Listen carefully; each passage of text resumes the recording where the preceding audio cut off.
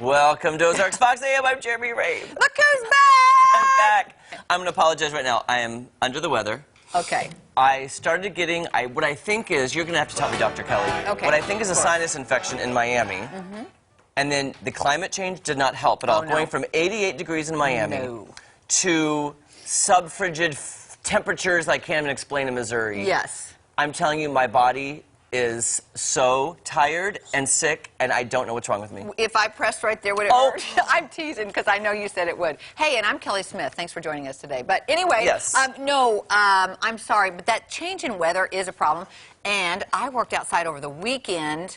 And I think if you're outside in it sometimes, too, you wake up with this headache. This just, See, I've never felt this before in my life. So it started on Sunday. Luckily, my hotel was across from a Walgreens. So I went and got Dayquil and NyQuil because I didn't know what was happening.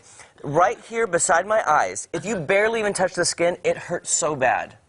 Oh. It hurts so, I mean, you barely, and then when I chew food, it makes it even worse. That is, I guarantee you that he's going to tell you have a sinus infection. Don't know what you do for that. I don't know if you have to have antibiotics or what. I've never felt this in my life as long as I've lived. Try a Neti Pot.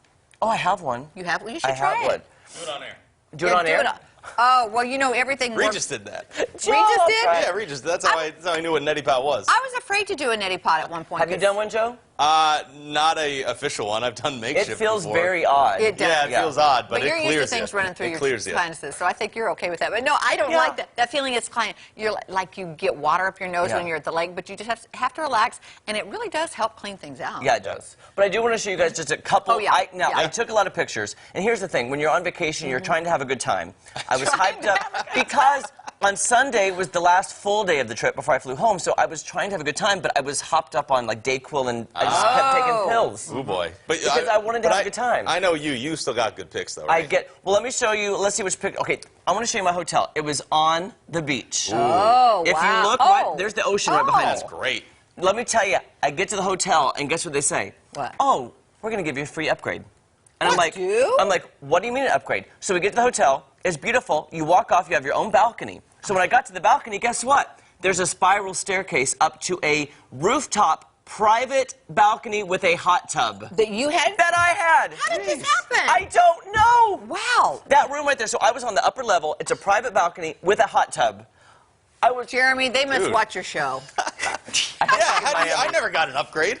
I'm telling you, though, I was shocked. So you go your own little balcony, which you thought was nice. Yeah. Spiral staircase up to the hot tub balcony, rooftop, overlooking the ocean. Sounds impressive, amazing. man. Amazing.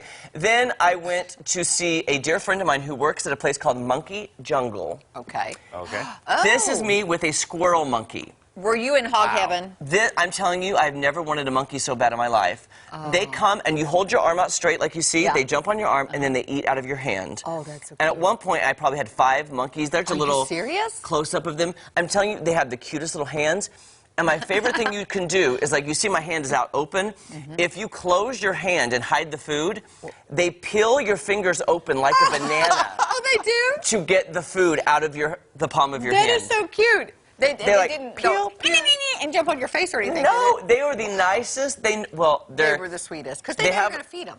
Exactly. Ah, okay. Food is the motivator, and it's like their own little rainforest, and they just peel, they look at you, they like this. Yeah, and you got some good pictures. Oh, my gosh. They are so cute, and I will tell amazing. You, that is probably one of the best parts of your trip. The monkeys made the trip. Absolutely. I love animals. Speaking of sorry, go ahead. No, I'm saying food is a motivator. What about for you, Joe? I had some news, but do you want to just keep it on about No. We want to hear your news, Joe. It's about food. It's about ice cream theft right now. This happened. This kid got away with stealing an ice cream cone, but was caught on TV, not by the guy. If you watch this is from Fox Sports Carolina right now. Look on the left side of your screen right here, and we'll spotlight it as you see this guy steal this ice cream cone right out of this guy's hands, licks it, goes to return, and then sees that the guy's turned around. He gets away with this. Oh, my gosh! We've got a spotlight here. You see okay, wait, I got to see this again. See this right now?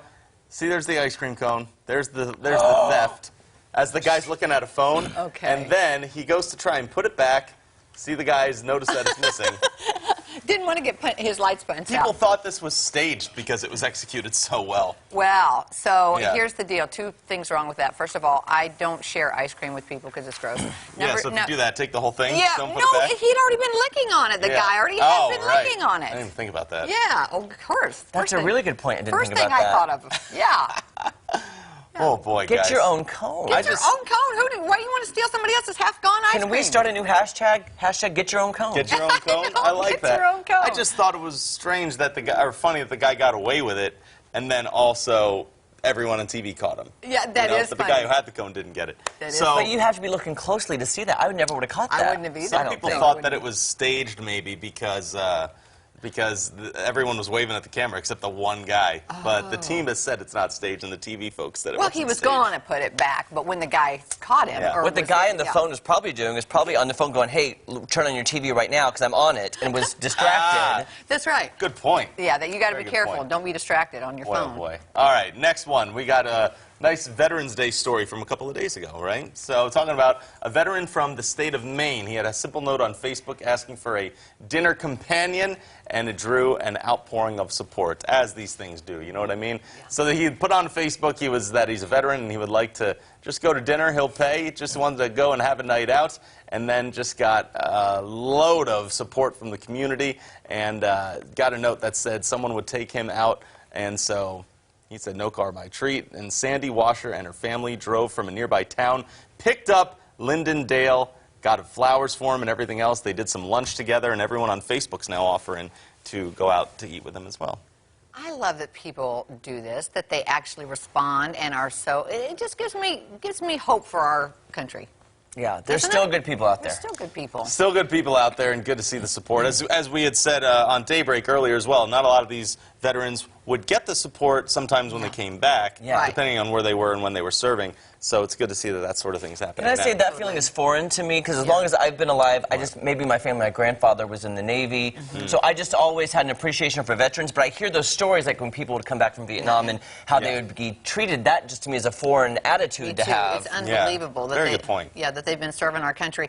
I think people's anger was misplaced. Yes. It was misplaced. Good point. Yeah.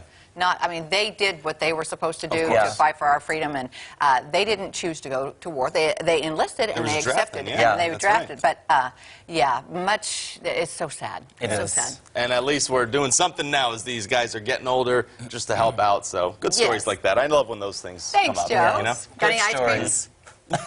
No ice cream on the lunch, right? Okay. All right, let's turn to Elisa Raffet. Elisa Raffet, first of all, thank you for texting me while I was driving in the ice and snow. Oh, yeah. I'm not kidding. I had so many viewers messaging me going, please help Jeremy. He's driving through from Dallas. And I was like, what is going on?